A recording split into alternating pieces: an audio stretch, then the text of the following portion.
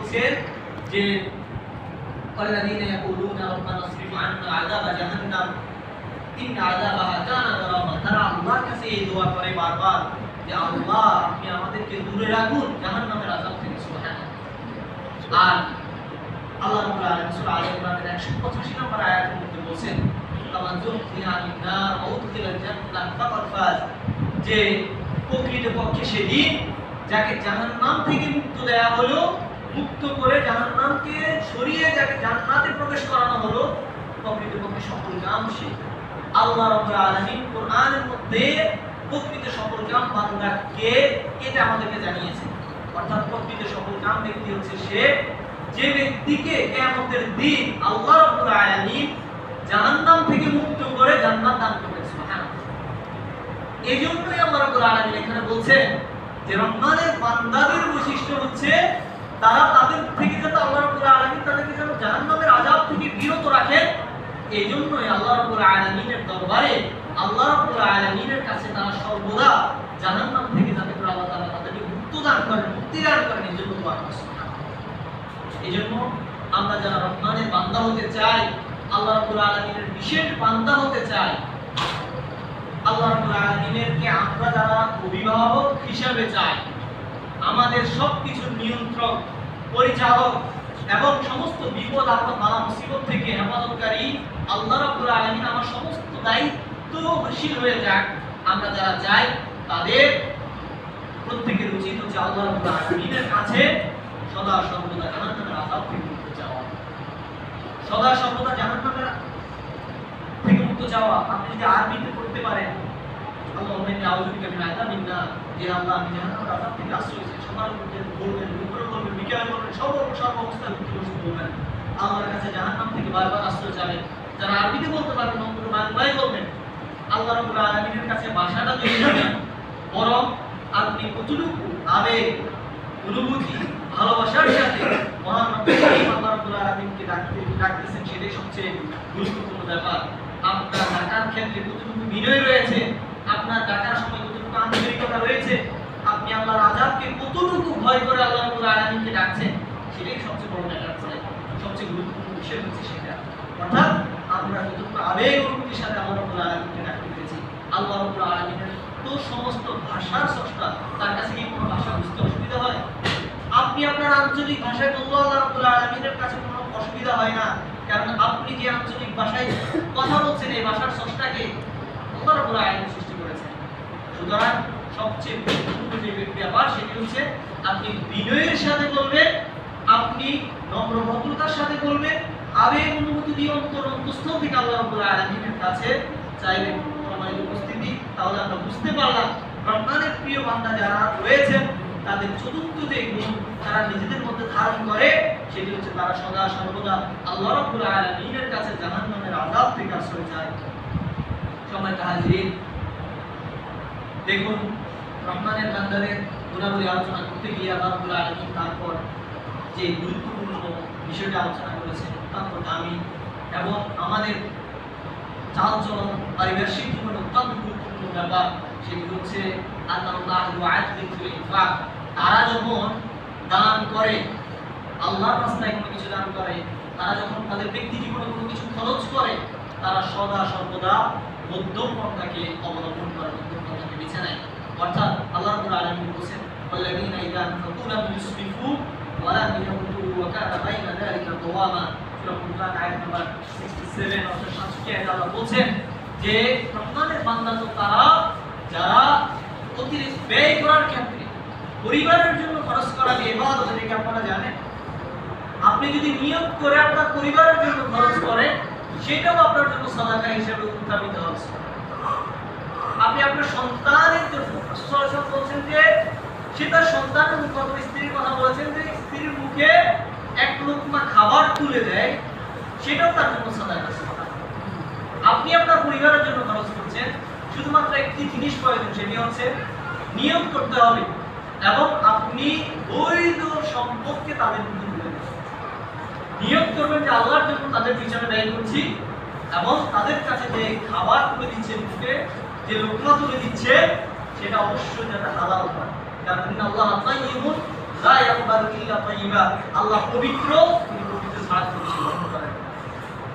এবং আমরা জানি ইন্নামাল আমালু বিন্নিয়াত, প্রত্যেকটা কাজ নিয়তের উপর নির্ভরশীল।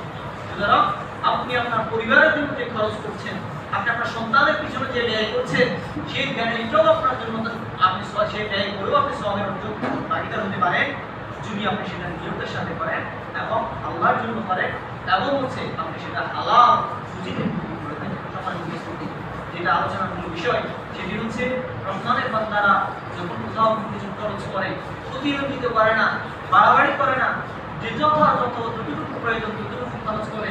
একদিকে যখন তারা অপব্যয় করে না, অপচয় করে না, অন্যদিকে আবার তারা কৃপণতা অর্থাৎ বখিলামি যেটাকে বলে, সেই বখিলামি তাদের ভিতরে পাওয়া যায় না। অর্থাৎ রহমানের বান্দার যারা রয়েছে তাদের একটি গুণ হচ্ছে, বৈশিষ্ট্য হচ্ছে ধন সম্পদ তারা যখন ব্যয় করবে অত্যন্ত মধ্যম পন্থা অবলম্বন করে তারা সদাকা করবে, অত্যন্ত মধ্যম পন্থা অবলম্বন করে তারা যে কোনো কিছু খরচ করবে। আল্লাহ রাব্বুল আলামিন আমাদেরকে তৌফিক দান করুন। সবাইকে হাজিরিন, রহমানের বান্দাদের ষষ্ঠ যে গুণ আল্লাহ রাব্বুল আলামিন বলছেন সবচেয়ে গুরুত্বপূর্ণ ব্যাপার, সেটা হচ্ছে আন্নাহুম লা ইউশরিকুনা বিল্লাহি শাইআ। রহমানের বান্দা তারা যারা আল্লাহর সাথে নিম্নমাত্র শরীক করে না। শিরিক হচ্ছে আল্লাহ রাসূল সাল্লাল্লাহু আলাইহি ওয়াসাল্লামকে বলা হলো, ইয়া রাসূলুল্লাহ আইয়ুল যামবি আযম, সবচেয়ে বড় গুনাহ কি? রাসূল সাল্লাল্লাহু আলাইহি ওয়াসাল্লাম তখন উত্তর দিলেন যে আনতা জাআলা লিল্লাহি নিদ্দান ওয়া হুয়া খালাকা, যে তুমি আল্লাহর জন্য আল্লাহর সমকক্ষ কাউকে বানাবে অথচ তিনি তাকে সৃষ্টি করেছেন। আমাদের সবকিছু নিয়ন্ত্রণকারী একমাত্র কে? আল্লাহ রাব্বুল আলামিন। আপনারা তো বর্তমানে দেখছেন সোশ্যাল মিডিয়ার কারণে, সোশ্যাল মিডিয়ার কল্যাণে বলা যায় একজন মানুষ কতটা নিকৃষ্ট অথবা কতটা অবুঝ হলে, নির্বোধ হলে তার যে প্রয়োজন পূরণের জন্য আল্লাহর কাছে দান করার কথা ছিল, মান্যত করলে একমাত্র আল্লাহর জন্য করা উচিত ছিল, সেটা মানুষ নিজের জন্য করছে, মাছের জন্য করছে, গাছের জন্য করছে। একজন মানুষ কতটা নির্বোধ হতে পারে যে যে আশা আল্লাহর কাছে করা উচিত ছিল সেই আশা সে এখন মানুষের কাছে দূরে থাক, একটা সাধারণ প্রাণী কুমির, একটা হিংস্র প্রাণীর কাছে মানুষ চাচ্ছে না। এর চেয়ে বড় মানুষের জীবনের দুঃখের আর কি হতে পারে যে মানুষ আল্লাহ রাব্বুল আলামিন সৃষ্টি জগতের মধ্যে যাকে সর্বোত্তম করে তৈরি করেছেন, সেই মানুষ আবার কত বেশি নিকৃষ্ট হতে পারে যে একটা গজার মাছের কাছে যায় মানুষ তার হাজত, তার পূরণ, তার যে দোয়া রয়েছে, মনের ভিতরে আবেগ আছে, তার জীবনে যে চাহিদা আছে, সেগুলো একটা গজার মাছের কাছে গিয়ে চাচ্ছে না, একটা কুমিরের কাছে গিয়ে চাচ্ছে। একটা গাছের মধ্যে সুতা বেঁধে আসছে, গাছ তার প্রয়োজন পূরণ করবে না, টাকা ছেড়ে দিচ্ছে। একটা মসজিদে বিশেষ ব্যক্তিকে উপলক্ষ করে দান করছে, আমাদের মসজিদে তো ওইভাবে কেউ দান করছে না। তার মানে সেই মসজিদে দান করার পিছনে বিশেষ কিছু আছে। সময় উপস্থিত আপনারা যারা এভাবেই মানুষ আল্লাহ রাব্বুল আলামিনের রহমানের যে বান্দা রয়েছে, এভাবেই শিরিক করে মানুষ রহমানের বান্দাদের যে কাতার, যে সিরিয়াল আছে সেখান থেকে নিজেদের নাম কাটিয়ে ফেলে এবং এক পর্যায়ে মানুষ মুশরিক হিসেবে মৃত্যুবরণ করে। আল্লাহ রাব্বুল আলামিন শিরকের ভয়াবহতা থেকে আমাদেরকে হেফাজত করুন। সম্মানিত উপস্থিতি, এবং আল্লাহ রাব্বুল আলামিন জান্নাতকে তার জন্য হারাম করে দিয়েছেন যে মুশরিক অবস্থা দুনিয়া থেকে যাবে। আল্লাহ রাব্বুল আলামিনের যে ইবাদত ব্যতি রেখে, আল্লাহ রাব্বুল আলামিনের কাছে চাওয়া ব্যতি রেখে, আল্লাহ রাব্বুল আলামিনের কাছে দোয়া করা ব্যতি রেখে যখন তার কাছে চাইবে, সে ব্যক্তি আল্লাহ রাব্বুল আলামিনের কাছে একজন মুশরিক হিসেবে উত্থাপিত হবে এবং আল্লাহ রাব্বুল আলামিন তাকে তার জন্য জাহান্নামকে হারাম করে দিবেন। সম্মানিত উপস্থিতি, রহমানের বান্দাদের তার পরবর্তী যে গুণ সেটি হচ্ছে তারা মানুষকে হত্যা করে।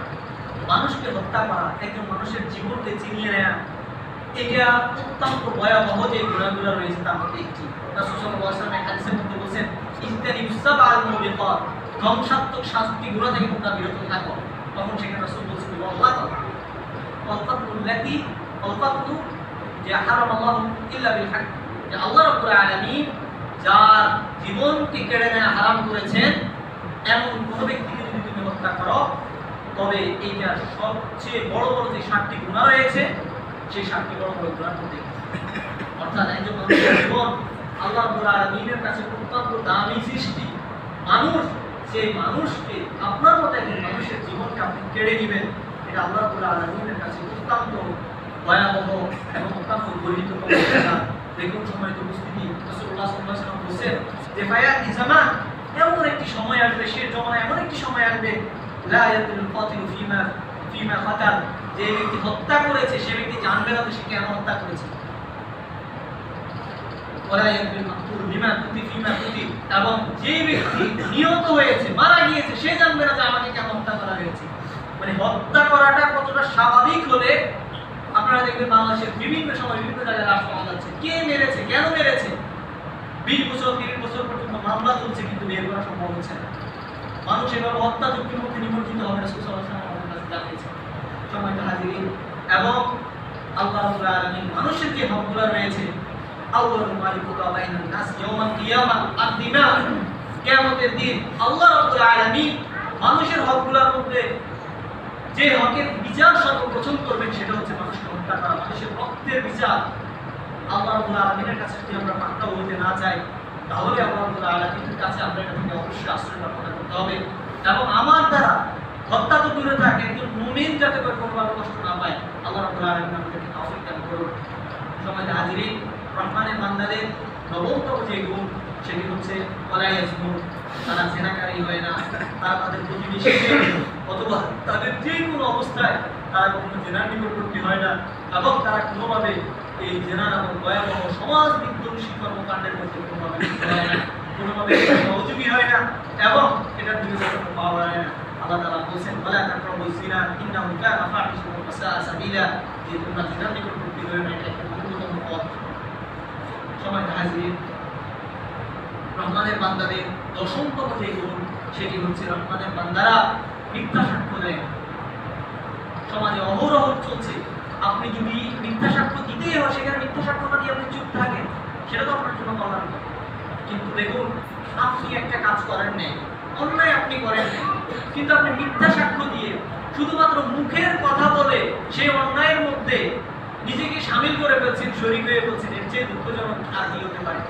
একজন অন্যায় করেছে, সে অন্যায় করে যে গুনাহ পাচ্ছে, আর আপনি শুধুমাত্র তাকে সাপোর্ট দিয়ে মিথ্যা সাক্ষ্য দিয়ে আপনিও সমপরিমাণ গুনাহের অধিকারী হয়ে যাচ্ছেন।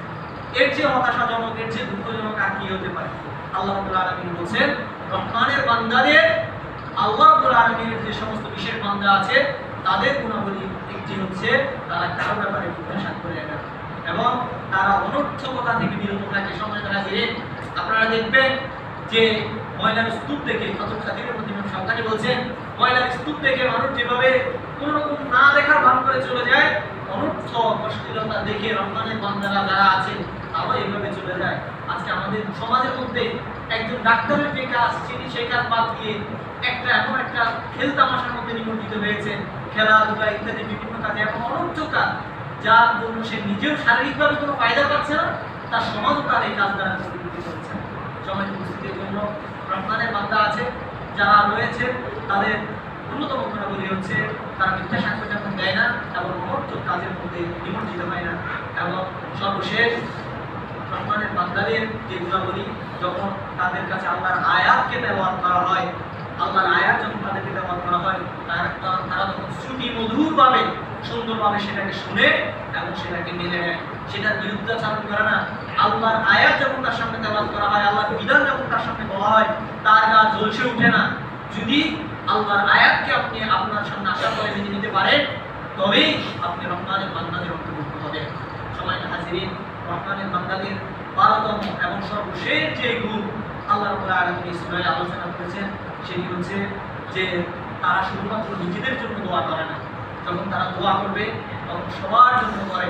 আল্লাহ বলছেন, ওয়াল্লাযীনা ইয়াকুলুনা রাব্বানা হাব লানা মিন আজওয়াজিনা ওয়া যুররিয়্যাতিনা কুররাতা আয়ুন, তারা যখন দোয়া করতে যায় আল্লাহর কাছে, তখন তাদের আজওয়াজ, তাদের স্ত্রীদের জন্য দোয়া করে এবং তারা তাদের ছেলে সন্তানদের জন্য দোয়া করে।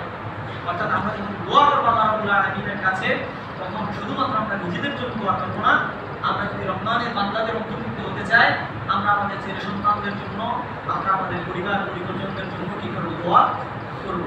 এই 12টি গুণ যদি আমরা অর্জন করতে পারি, এই 12টি গুণ যদি আমরা নিজেদের ভিতরে ধারণ করতে পারি, এই 12টি গুণ যদি আমাদের নিজের জীবনের মধ্যে বাস্তবায়ন করতে পারি, তাহলে মহান রব্বুল আলামিন আল্লাহ রাব্বুল আলামিন রহমান, যিনি পরম করুণাময় আল্লাহ রাব্বুল আলামিনের যে বিশেষ বান্দা রয়েছেন, যাদের জন্য তিনি আয়াতের সূরার শেষ দিকে জান্নাতের ঘোষণা দিয়েছেন, আমরা যদি সেই মহান রব্বুল ইজ্জত আল্লাহ রাব্বুল আলামিনের বিশেষ বান্দা হতে চাই, যে বিশেষ বান্দা মুহাম্মদ রাসূলুল্লাহ সাল্লাল্লাহু আলাইহি ওয়াসাল্লাম হয়েছেন, তার সাহাবায়ে কেরাম হয়েছেন, আমরাও যদি সেই রব্বুল আলামিনের বিশেষ বান্দা হতে চাই, তবে আমাদেরকে এই 12টি গুণ আমাদের মধ্যে অর্জন করতে হবে, বাস্তব জীবনে আমাদেরকে আমল করতে হবে। আল্লাহ রাব্বুল আলামিনের কাছে তাওফীক প্রার্থনা করছি। আল্লাহুম্মা আমিন। বারাকাল্লাহু লানা ওয়া লাকুম ফিল কুরআনিল আযীম ওয়া নাফা'নি ওয়া ইয়্যাকুম বিমা ফীহি মিনাল আয়াতি ওয়া যিকরিল হাকীম। أقول قولي هذا أستغفر الله لي ولكم ولسائر المسلمين من كل ذنب فاستغفروه إنه هو التواب الرحيم.